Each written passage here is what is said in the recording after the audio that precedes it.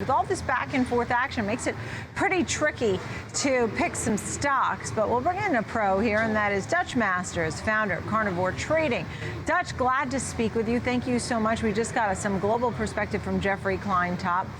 What are you thinking here about the market? I mean, do you think this market is heading higher or lower, or why, or choppy? Well, I think you talk to our resident genius, Trader Z, he's going to tell you it's going to be choppy for a while. What we're really looking at is it fairly priced here? There's no growth in almost any sector. If there's going to be an earnings recession coming back, peeling off some earnings here, we're at about $203 on the S&P for earnings, right? So if we take a 10% hit there, we're at $1.80. So 180 times a 20 PE is a 3,600 on the S&P, and we're about 3,900. If it's a 20% hit on earnings, it's a little worse, which we think it might be.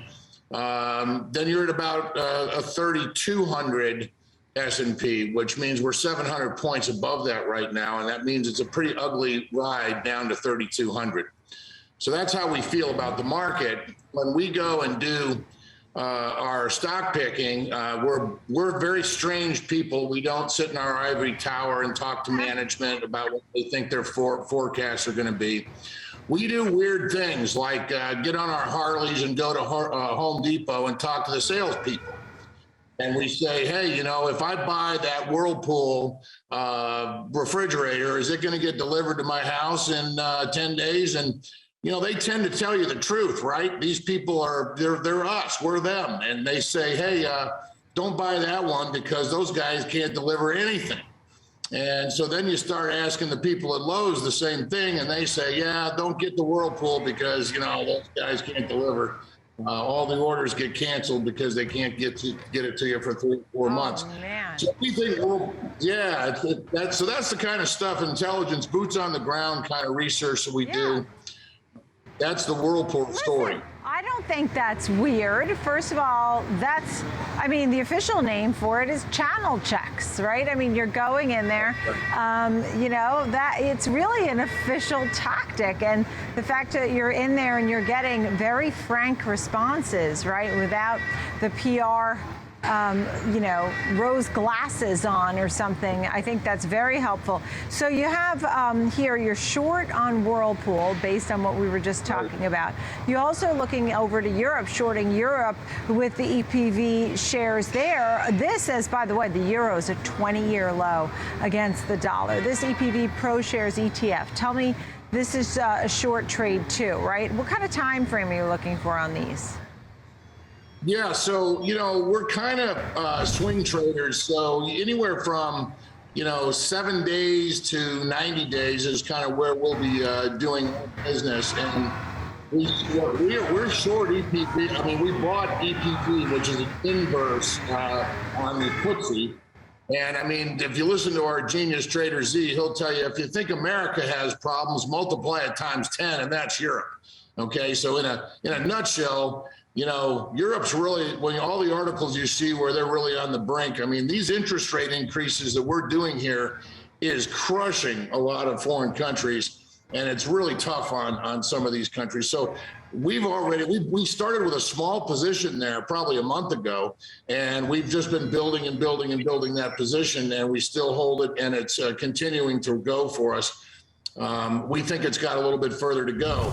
Oppenheimer, for example, is an interesting way. I mean, talk about weird. Okay, so we've got guys who like watch random websites for like whatever the latest class action settlements are.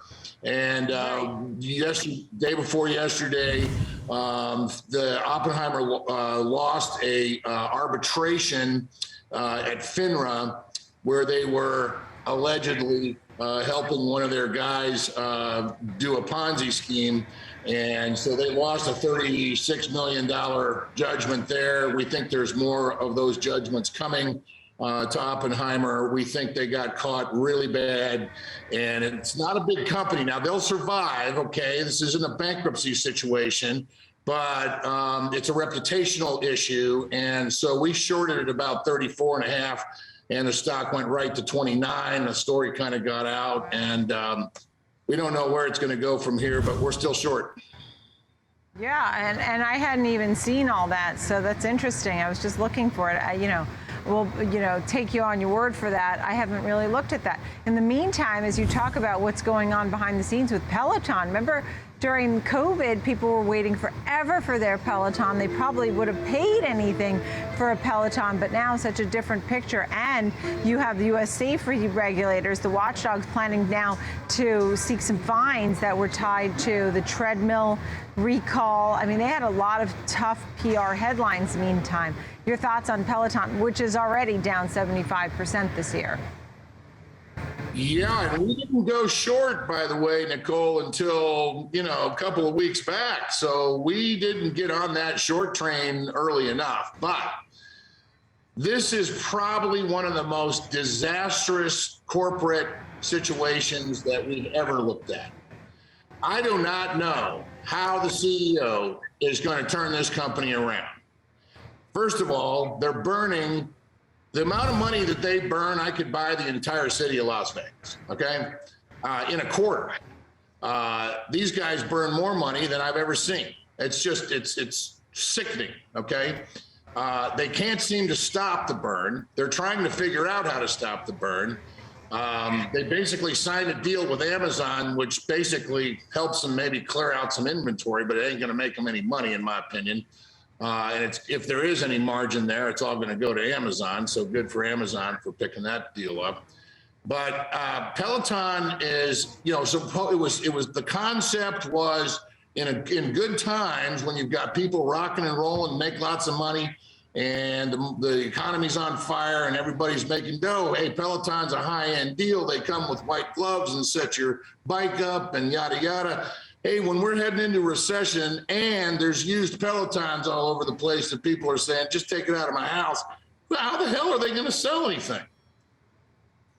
It's a different picture now for Peloton. There's no doubt about that. In the meantime, can you tell me about Caribou Bioscience? That's one you like long-term, right? Yeah. Well, we like the sector a lot, okay? And Trader Z is really good on finding strong sectors. Caribou, I'll keep it short. Caribou, we built a big position there. It went against us. Usually we'll cut our losses and run quickly, but we like the science a lot and we stayed with it, and now it's starting to rock. Our target's 13. We hung with it all the way. We bought it at about, I think, 12, and it went down to 9 to the 9s, and caused a lot of pain here for the carnivores. But the carnivores stuck with it because we're a bunch of tough Vikings and we're going to win at the end of the day. It is great to chat with you. I love hearing what you guys are doing on the Harley. I mean, at least, on the Harleys, at least you did one very business-like channel check. I don't know what else you guys are doing, but I hope you're having a lot of fun. It's always great to see you, Dutch Masters and Trader Z and the team. Glad you're on with us, founder of Carnivore. Thank you so much.